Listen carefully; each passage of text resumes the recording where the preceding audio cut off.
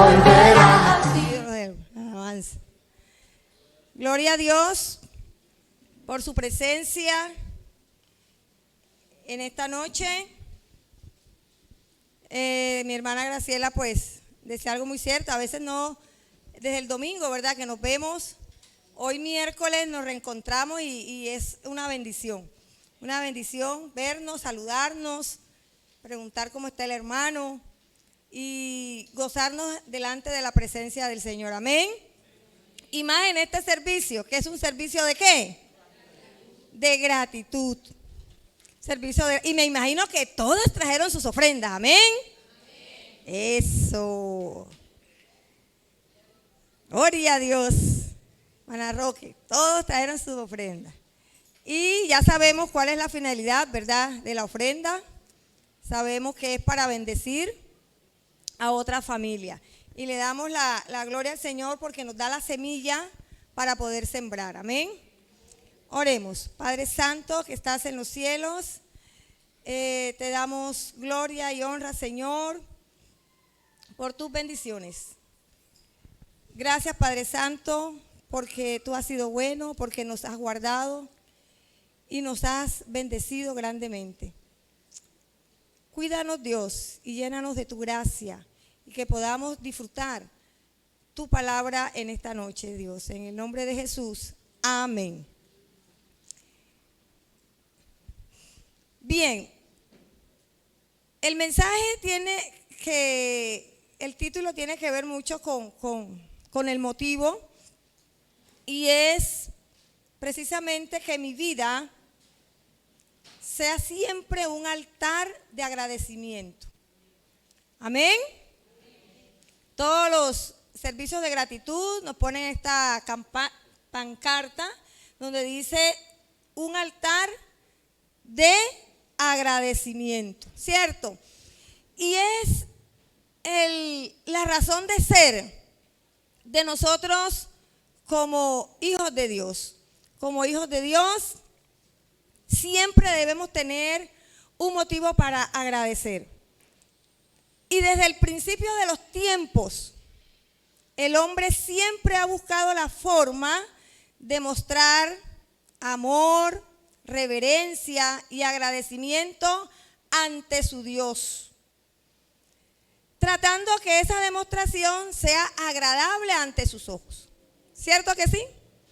Y vemos en la Biblia cuando en los libros de historias, Primera de Reyes, Segunda de Reyes, Samuel, y vemos cuando hay reyes que se olvidan de Dios, pero construyen lugares altos y también rinden culto, ¿verdad?, a otros dioses. Siempre el hombre ha buscado un motivo para adorar. Muchas veces en la palabra nos presentan situaciones y muchas historias de reyes que no anduvieron en los caminos del Señor, que precisamente desviaban el pueblo, adorando y haciendo altares a otros dioses. ¿Cierto que sí han leído esa parte? Amén. Ay, Biblia, por favor. ¿Saben que ustedes están, ahora con los estudios del Pentateuco, están?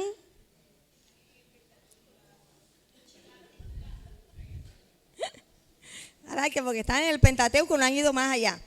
Bien. Y vemos que en el principio, por ahí salió la imagen de Caín y Abel, la pueden presentar.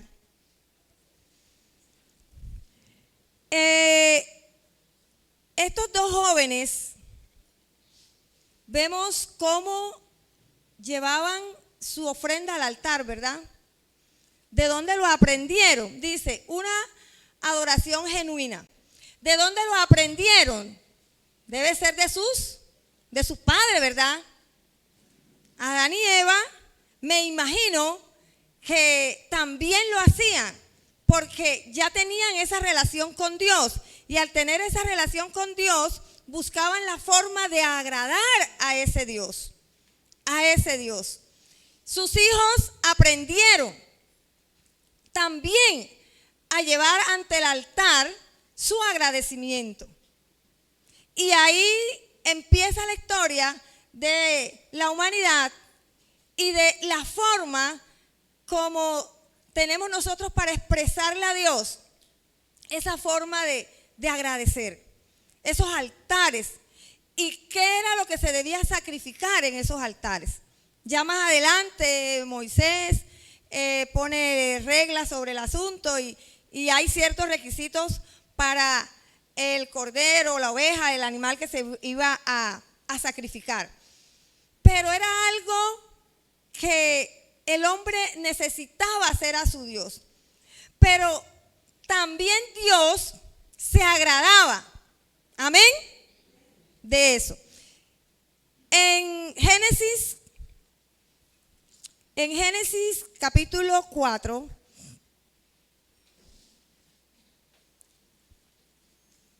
y hoy vamos a ver algunos personajes que tuvieron esa inclinación siempre de adoración.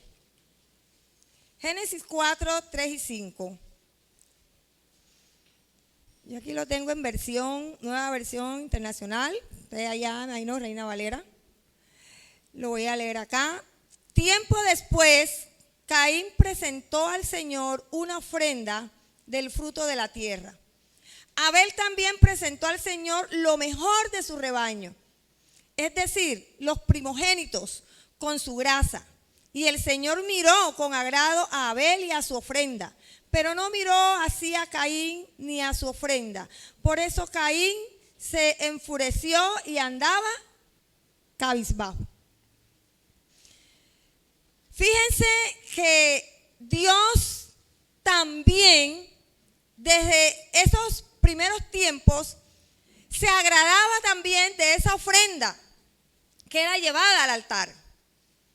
Y ahora de pronto nos vamos a profundizar en que por qué Caín, que por qué Abel, que Dios, que hay a veces muchas especulaciones, ¿verdad? Que Caín llevó de las cosas que estaban malas, que Dios mandó un rayo y vio esto y a este no lo vio. No, a veces son especulaciones.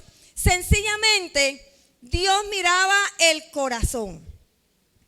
Y el corazón de Caín no estaba de pronto alineado a lo que Dios quería. Y su ofrenda no fue agradable, pero sí la de su hermano Abel. Entonces vemos cómo la necesidad de llevar al altar y agradecer, pero también Dios, el agrado que siente cuando nosotros lo hacemos. Amén. Que es lo que podemos extraer en este momento, trayendo a colación la imagen de estos dos jóvenes. La necesidad siempre de agradecerle a Dios y esa bondad de Dios de vernos a nosotros con esa ofrenda y agradarse. Dios necesita algo de mí, no. Dios necesita algo de usted, no. Pero el Señor se agrada en tu ofrenda y en mi ofrenda. Amén. Vemos a otro personaje que también adoraba en el altar. ¿Y qué adoración? Ahí vemos a quién. A Abraham, padre de la fe. Abraham en ese momento está en una situación difícil, ¿verdad? Porque Dios lo manda a que sacrifique a su hijo Isaac, el hijo de la promesa, por lo que él había esperado tantos años. De repente Dios manda a que lo sacrifique. En Génesis 22, versículo 2,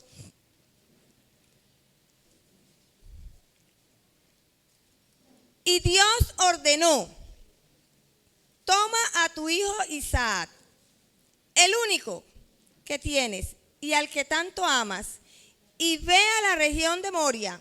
Una vez allí, ofrécelo como holocausto en el monte que yo te indicaré. Génesis 22, 2. tiene la indicación de parte de Dios. Pero ¿será que hasta ese momento de la vida de Abraham, será que Abraham nunca había ofrecido holocaustos? ¿Será que no había hecho un altar? ¿Será que no había puesto allí un cordero perfecto y todo lo demás? Y Dios entonces estaba enojado y dijo, ahora me vas a dar tu hijo. ¿Será todo eso? No, ¿verdad? Simplemente Dios lo ordena. Dios lo ordena y Abraham, que sabía quién era Dios y que estaba caminando con Dios, sencillamente obedece. Obedece. Ahí no vemos un Abraham en polémica con Dios, un Abraham discutiendo que mira, que tantos años y cómo es que ahora me lo vas a quitar, ¿qué le voy a decir a Sara cuando se entere? O sea, tantas cosas que podía objetar este hombre, pero no lo hizo. Sencillamente, él tenía claro lo que era agradecer a Dios ante un altar. Amén. Él lo tenía claro. Aún Abraham, conociendo el poder de Dios, porque lo había experimentado, podía pensar, yo mato a mi hijo, pero el Señor me lo puede resucitar. Podía pensar, o muere, pero me dará otro. En fin, tantas cosas, pero no duda, sino que obedece. Nosotros en nuestra vida, que debe ser ese altar constante de agradecimiento a Dios, tenemos que siempre ir llevando ante ese altar tanto lo que no me gusta, pero también lo que me gusta mucho. Porque a veces lo uno y lo otro no me deja avanzar. Amén. Lo que no me gusta y lo que no me agrada me estanca y me molesta, ¿verdad?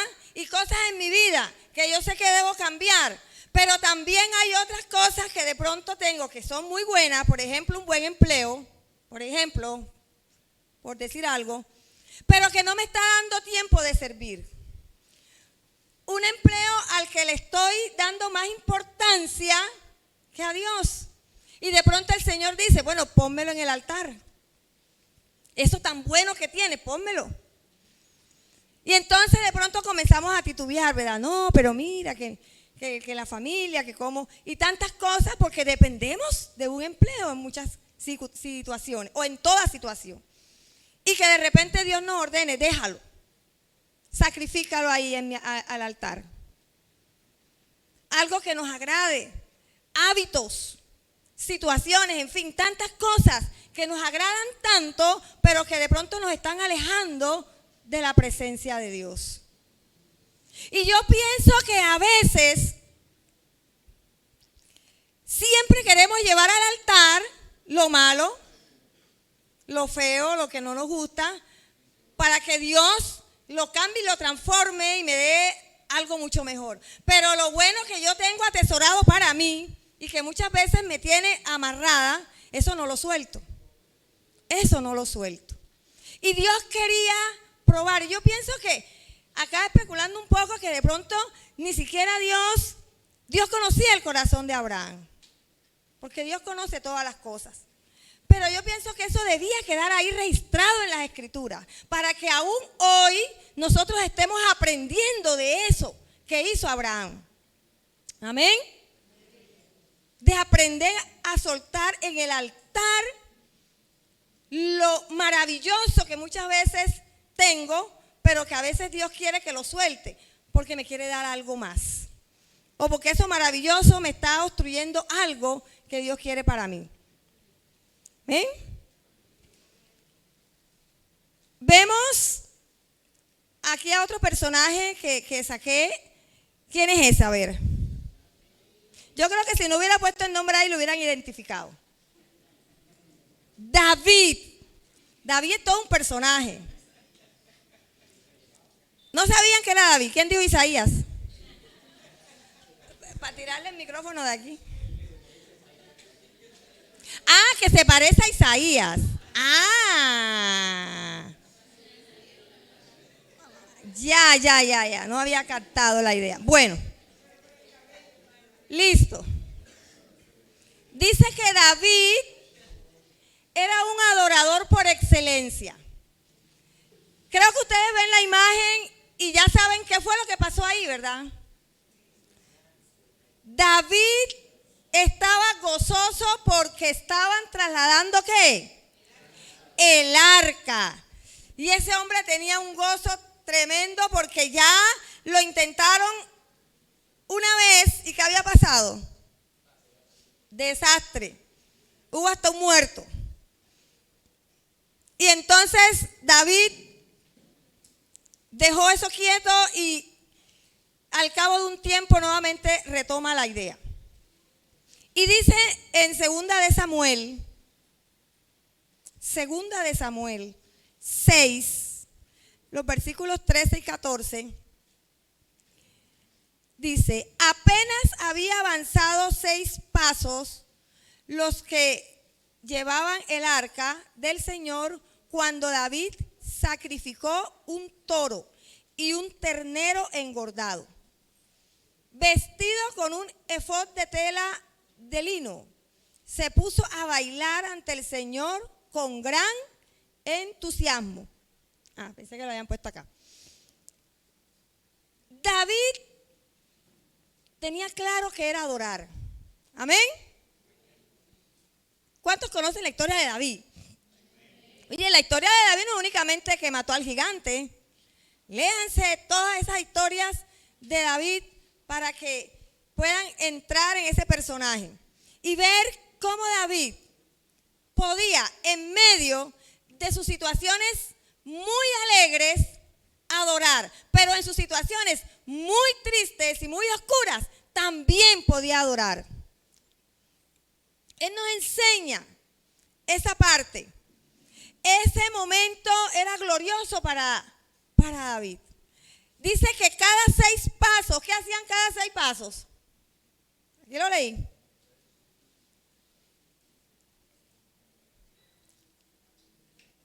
A ver, Segunda de Samuel 6:13, léanlo allá en Reina Valera. Y Dios le ordenó. Imagínate. Segunda de Samuel.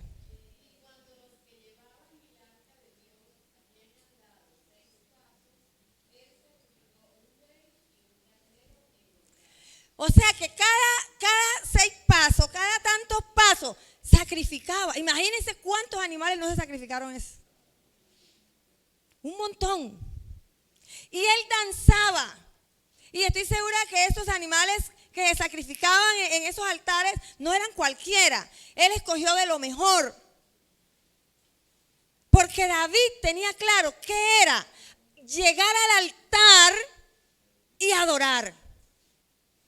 Él sabía que el Señor, a pesar de que en el momento que quiso llevar el arca anteriormente, lo había hecho mal, pero ahora sí estaba haciendo bien y él se gozaba en eso. Y sentía que Dios estaba agradado de su danza. No le daba pena. Ya en ese momento David era el rey. Ahí lo presentan en la imagen que conseguí con ¿qué será? Un taparrabo, podemos decir. Pero la Biblia describe que era un efod de lino, como decir, como una,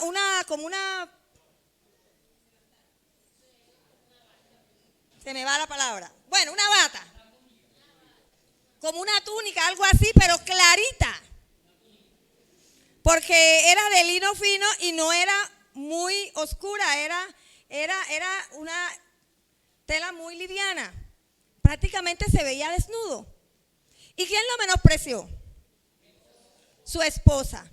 Se molestó de ver a David haciendo ese espectáculo tan bochornoso. Y el Señor la reprende. Porque fíjense que en ese momento el Señor estaba agradado de lo que David estaba haciendo. Y David le estaba enseñando al pueblo cómo se adora a Dios, cómo se llega al altar. con agradecimiento, con acción de gracia, con júbilo, sin nada que le estorbe. Eso estaba enseñando David en ese momento. Y él lo expresa más adelante. Prefiero ser vil ante tus ojos, pero agradar al Señor. Porque él lo sentía en su corazón. Y vemos en 2 de Samuel 24, 18. En ese capítulo 24 de 2 de Samuel, ahí David no está tan contento porque está recibiendo una reprensión de parte del Señor. Y es cuando censa al pueblo. David hace un censo y el Señor no le agradó. ¿Y qué hizo? Lo reprendió. Y le manda 3 opciones de castigo. A ver los estudiosos. ¿Cuál es la primera opción? 7 años de hambre. Que caiga frente a sus enemigos. Y la tercera opción, 3 días de enfermedad al pueblo, ¿verdad? Una pandemia peor que el COVID. David quedó helado. Y como quien dice, la embarré. Se rascó la cabeza, imagina, así como la tiene Juancha ahora. Se rascó la cabeza David y tomó una decisión sabia. Dijo, mejor, Señor, caigo en tus manos, porque tú eres Dios misericordioso, ¿cierto? Y te arrepientes del mal. Y David pensó, ahora cojo y comienzo a adorar, me imagino que pensaría, ¿no? A que el Señor revierte ese castigo. Pero vemos que llega el profeta, ¿verdad? Y le dice, ¿qué debe hacer para que esa peste acabe? En 2 de Samuel 24, 18, ese mismo día Gad volvió a donde estaba David y le dijo, sube y construye un altar para el Señor en el lugar donde Arauna, el jebuseo, limpia el trigo. Ese señor. David llega donde ese señor y le dice que va a hacer un altar. ¿Y qué le dice ese hombre? Era el rey. Iba a hacer un altar al Señor. Tómalo. Pero David, que venía con su preocupación y su pecado encima y su cargo de conciencia, eso no puede ser. No voy a ofrecer al Señor mi Dios holocausto que ¿qué? Que no me cueste. Te lo compraré todo por su precio justo. David, por eso decía al principio, tenía claro lo que era adorar. No le voy a dar al Señor algo que no me cueste. Porque lo que tenemos que llevar al altar muchas veces nos debe costar. Porque son cosas que tenemos tan arraigadas a nosotros que no nos dejan avanzar y que el Señor está esperando pacientemente que las soltemos, que armemos. Ya no tenemos que armar ese altar como lo armó Caín Abel, o como lo vimos ahí en Abraham, o como lo armaba David. No, ahora nuestra vida misma es el altar que debemos presentar ante Dios, amén. Es nuestra vida misma, con todo lo que tiene, lo bueno, lo malo, porque el Señor lo conoce. Pero el Señor no va a hacer nada en ti y en mí si tú y yo no soltamos lo que Él quiere que soltemos. No lo va a hacer. Porque Dios espera que a ti y a mí nos cueste. Nos cueste. David lo entendió. Y por eso pagó el precio justo. Y Dios se agradó mucho de David. Y vemos más adelante cuando David peca y todo lo demás. David después que reconoce su pecado, ¿a dónde va David? Nuevamente a la presencia del Señor. Y el Señor nuevamente restaura su vida. Ahora, vemos esa forma genuina de adorar en el Antiguo Testamento. Pero ahora, en el Nuevo Testamento, cuando ya Cristo llegó a la tierra y es el Cordero por excelencia, amén, el que fue sacrificado, el que nos limpió, ¿verdad? Y ya no había necesidad de más sacrificio. En el Nuevo Testamento vemos que hay otra manera diferente de llevar al altar cosas, porque ya no hay que matar un animal cualquiera para que derrame sangre y limpie. Ya está Cristo, que es el que limpia pecado. Amén. Y quiero que veamos a un personaje, Zaqueo, sin perjuicios. ¿Por qué puse ahí sin perjuicios? Porque Zaqueo era un hombre adinerado, ¿cierto? Zaqueo era cobrador de impuestos. Pero Zaqueo había oído de Jesús. Había escuchado de eso y quería conocer a ese hombre. En Lucas 19:2 dice, resulta que había allí un hombre llamado Zaqueo, jefe de los recaudadores de impuestos, que era rico. Estaba tratando de ver quién era Jesús, pero la multitud se lo impedía, pues era de baja estatura. Y David Zaqueo no tuvo problema de subirse a ese árbol para poder ver a Jesús. Él no quería ni siquiera que Jesús lo mirara, él no quería ni que Jesús le hablara, sencillamente él quería conocer a ese Jesús. Y hay que ver qué maravillas había escuchado Zaqueo, que estaba impresionado, porque para que hiciera eso, ese hombre estaba impactado por la vida de Jesús. Y Jesús tiene ese encuentro con Zaqueo. Y entonces vemos ahí en la imagen cómo Jesús mira a Zaqueo y le dice, bájate porque hoy es necesario que pose yo en tu casa. Y Zaqueo corre a preparar banquete al invitado. ¿Sabes qué llevó Zaqueo al altar? ¿Qué sacrificó? Eso bueno que tenía. ¿Qué tenía Zaqueo? Su riqueza. Eso bueno y maravilloso que Zaqueo tenía y que lo tenía bien en todos los sentidos.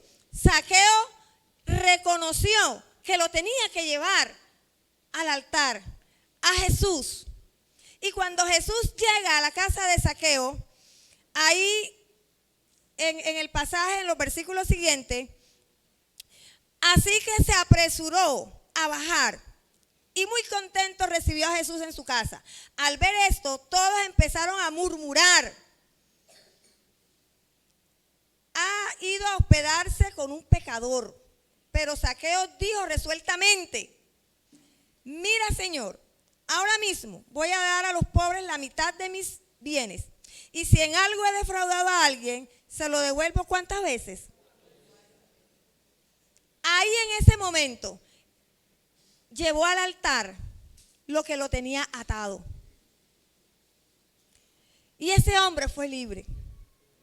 No tuvo necesidad de armar en las piedras, de poner el carnet, no, pero hizo un sacrificio. Y estuvo Zaqueo dispuesto a dejarlo todo por alcanzar eso que Jesús le estaba ofreciendo. Amén. María, en Juan 12:3. ¿Qué fue María, la hermana de Lázaro? ¿Qué fue María Magdalena? ¿Quién fue esa María, mi hermano Enrique?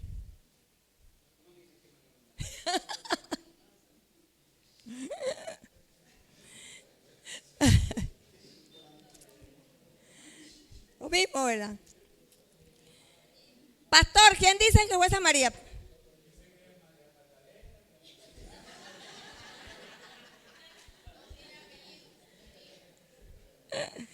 ¿Cómo se salen por la tangente? Otra llevó que un perfume. ¿Dura? Ah, ya.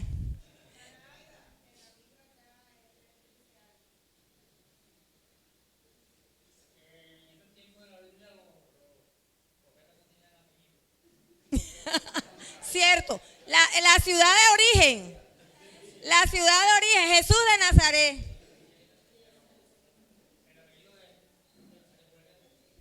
¿Por eso? Ah, bueno. Ya tenemos ese dato. Ok, gracias por el dato. Lo tendremos en cuenta. Bien. María. Mire, todos los días se aprende algo. María, una mujer que también entendió lo que era llevar a Jesús un sacrificio. María, su vida la quiso llevar a los pies del maestro. Y dice que derramó un frasco de perfume a sus pies y lo secaba con sus cabellos. Mire, María ahí, ¿qué estaba dejando? Su vida pasada, su dolor, sus tristezas, su vergüenza, porque no fue fácil hacer lo que ella hizo. Entrar, irrumpir ahí en esa reunión donde estaba Jesús. Podrían hasta haberla apedreado. Pero llegó en medio de toda la multitud con algo de gran valor. Un perfume. Y lo regó a sus pies. Y no contenta con eso, lloraba y secaba los pies del maestro. O sea, era una escena bonita, hermosa, donde Jesús se tuvo que haber conmovido. Muchos criticaron. Mira, se está dejando tocar esa mujer, esto, lo otro.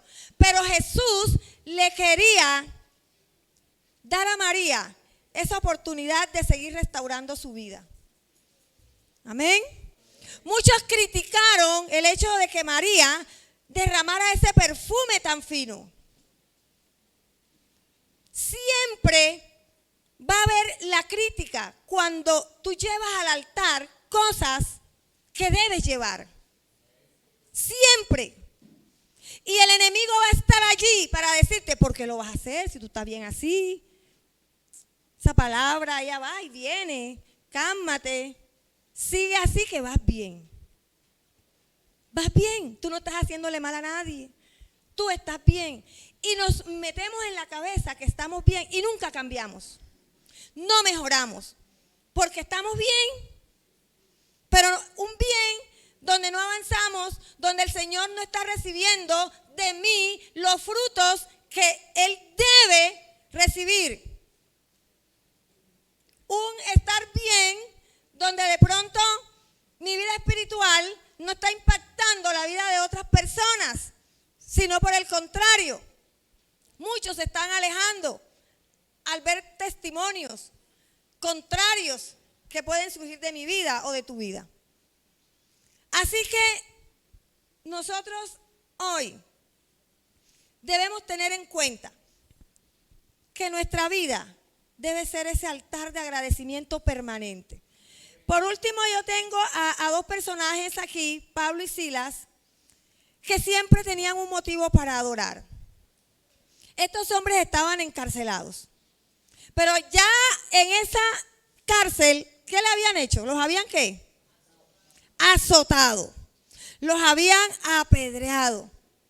Estaban molidos de los tantos palos que le habían dado. Y después los pusieron allí. Bueno, ahí creo que no se observa muy bien, pero están en un cepo. Los pies ahí.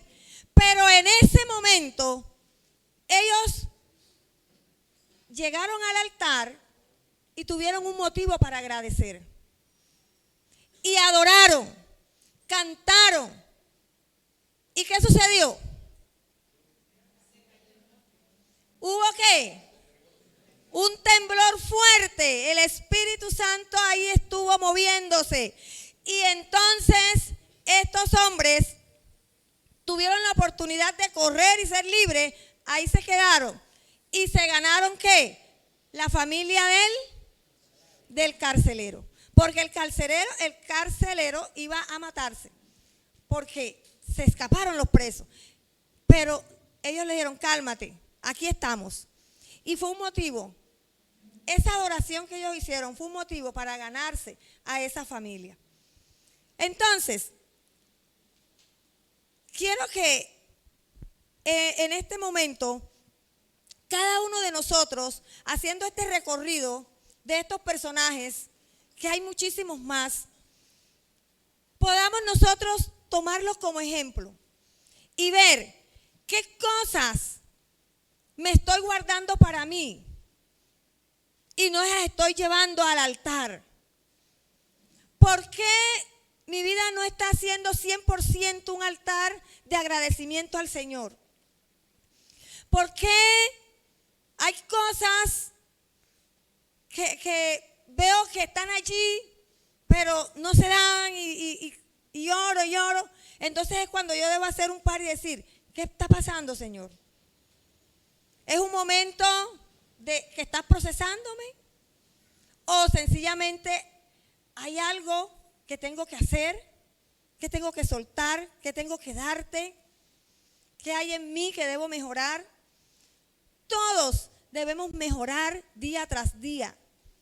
Todos debemos tratar de darle al Señor lo mejor de nosotros.